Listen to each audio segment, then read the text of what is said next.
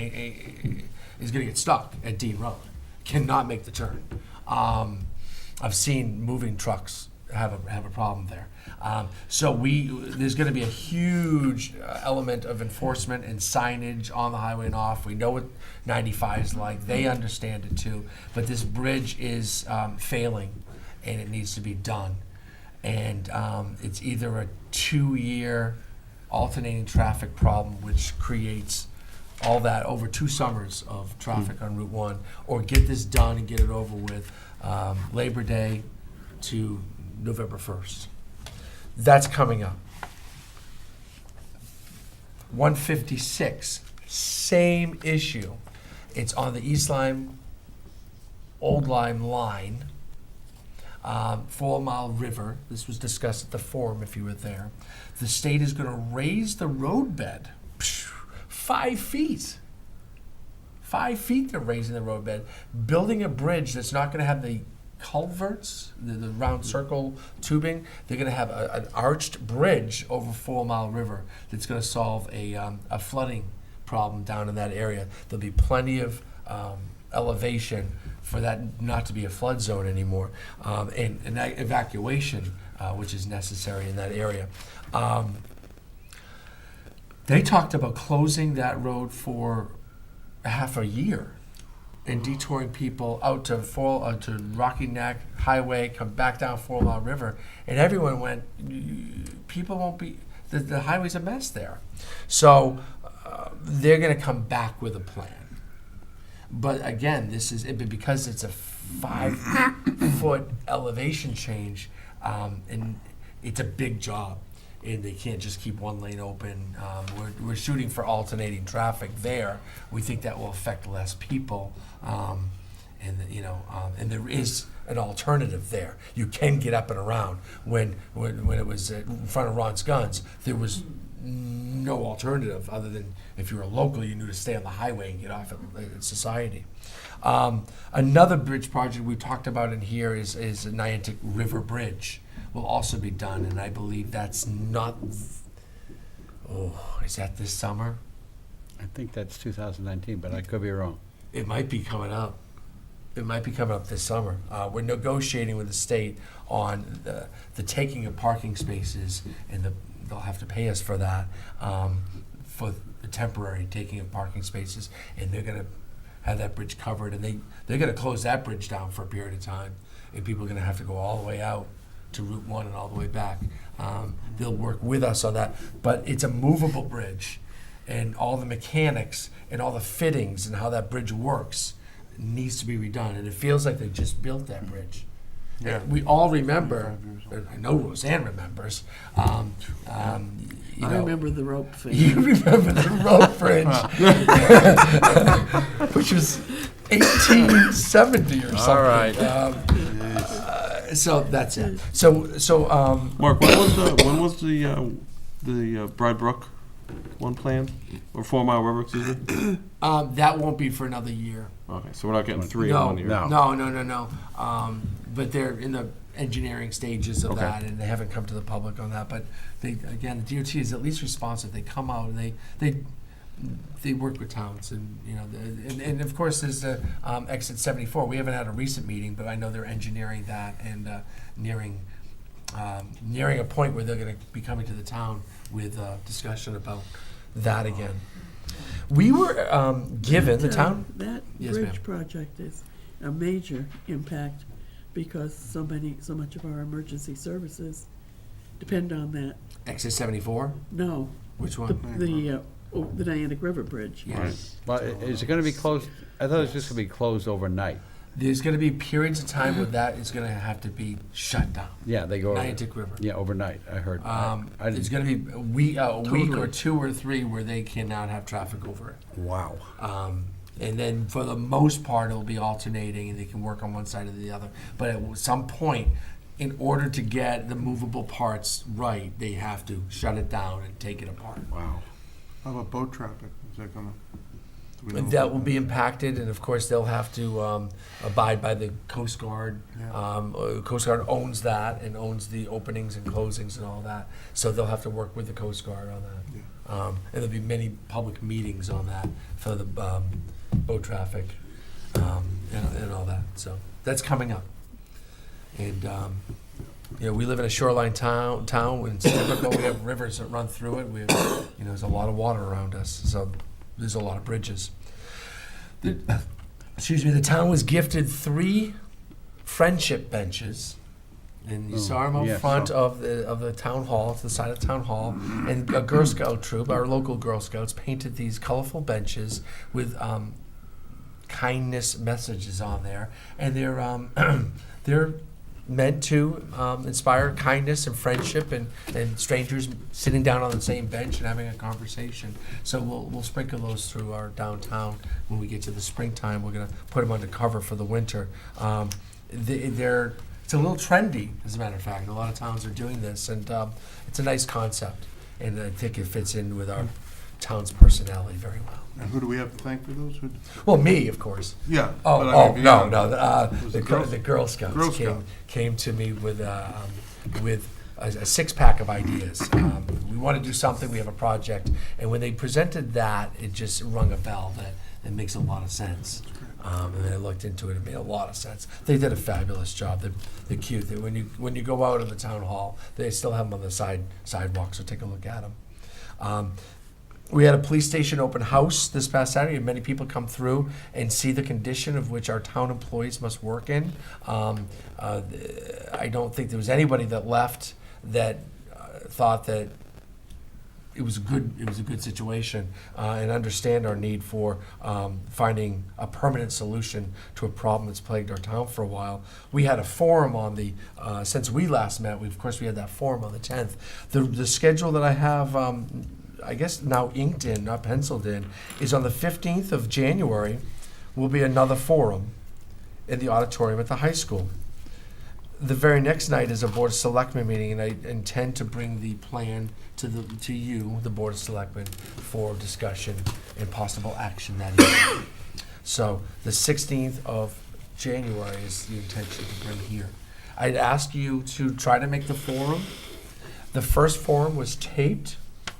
It's on our town website, and if you could take I think it's about 55 minutes long, the presentation part, and then there's another like 2 hours of questions and answers. But the important part, the questions and answers are important too. But the presentation, I'd like you all to see so you can be up to speed. We will make a presentation that evening, or the task force will, but we might not need to make it a long one if you're at least up to speed, and we'll be prepared for questions. Okay, that'll be on the 16th, the night after our next forum. Okay. Breakfast with Santa was unbelievable. Was that Sunday, Sandy? Saturday. It was Saturday. This past Saturday, the kids were raising money for Austin's Army, a young fellow from our high school who's battling some health issues, and they raised a ton of money, and it's become a great tradition. Families coming out with the little ones, and Santa himself is there, and he's willing to take pictures with kids. Wonderful. And also the rowing team sells their cookies, and they sold out very quickly. And you had a ton of cookies, more cookies than ever, and they sold out. Wonderful fundraising and people getting together to make the community better, which is so great. We're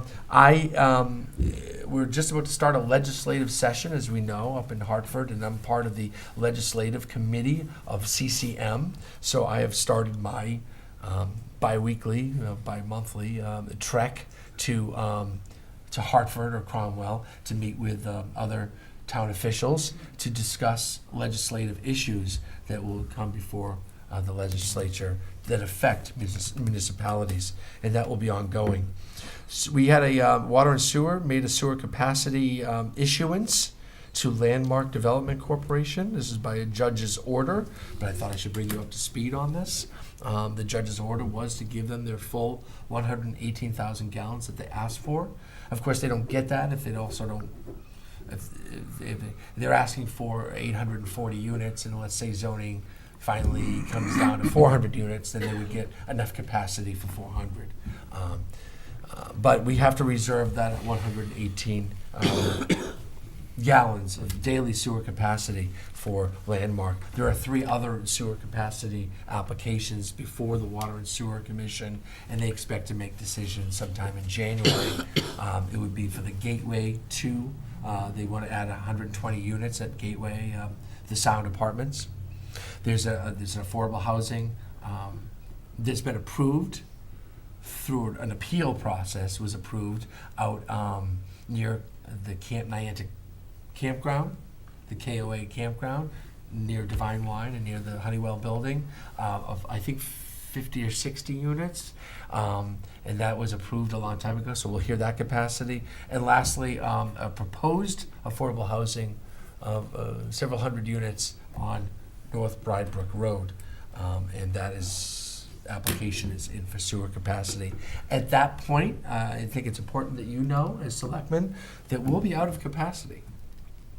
The intention of the Water and Sewer Commission will be to put in a moratorium on any big developments until we can obtain more capacity.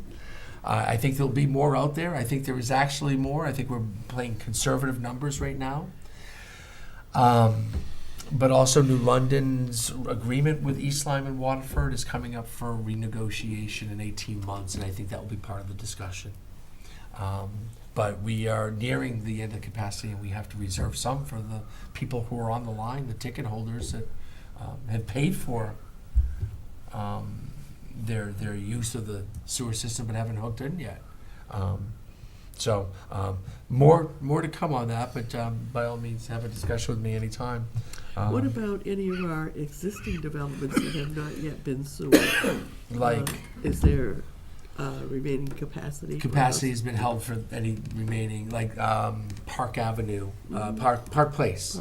That capacity is yes. When we issue the building license, the building certificate, we also reserve the capacity anytime we're doing that. Yeah.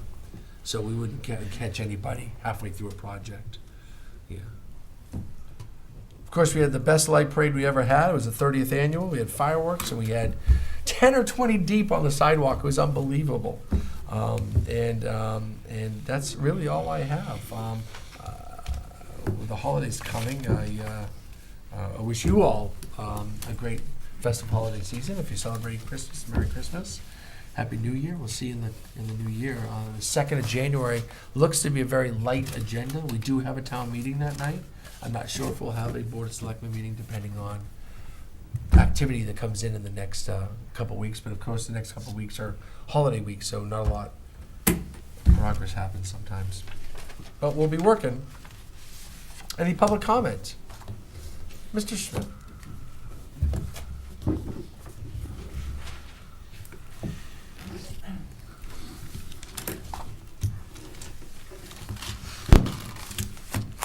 Merry Christmas. Merry Christmas. I'm Mike Schultz, Lover's Lane, East Lyme. Touch that, yeah, and sometimes that turns it off. Yeah, good. Okay. All right. Static. If you will recall, that project that ran out in front of Ron's Guns, that went at least 6 months over schedule, if not a year. That was Right on time. It was right on time. That's Yeah. not what I had heard, but Yeah, it that's was. what DOT tells me. I believe them. I- But that was horrible. My business was at least 40% down as a result of that product. It was killer. But we got a lot of significant stuff going on here. And we're talking about, one of the things on your agenda was senior citizen tax relief. And I think if something is gonna be done in that area, it needs to be as significant as is all the changes that are going on in town being significant. 5, little bitsy things just don't hack it. And I'm gonna give you my suggestion on it. And right now, it's been suggested before that we bifurcated our budgets. I'm not suggesting that we bifurcate our budget, but we already know what the town budget is and what the school budget is. And my proposal is that when the last spouse in a household reaches Social Security age, then that family gets exempted from paying school tax. The last person in a family that reaches Social Security age retirement, then they no longer. They have been paying, they've been in town for 40 years, they've been paying towards that school system for that many years. They had kids in school, they paid. Granted, they're not paying even close to what they should be paying for the cost of kids in school. But they have paid that long, and they shouldn't have to be paying subsequent to that. They've done enough. And this is the way to keep them in their houses. It's a way to keep them in town. We don't need to have other families moving in to increase the cost of to the town and the school system. Because that is what it does. So that's my suggestion. Full exemption on school taxes when the last spouse in a household reaches Social Security retirement age. Thank you. Any other comments? Selectmen's response? There is none. Motion to adjourn. Second. I wish everyone a Merry Christmas, good Yes, holiday Merry season. Christmas, Stay everyone. safe. Happy holidays. Stay safe. Come back and see us next year. Kevin, Good do you night. have to sign anything? Yes, I gave him the folder. Oh, he didn't sign it?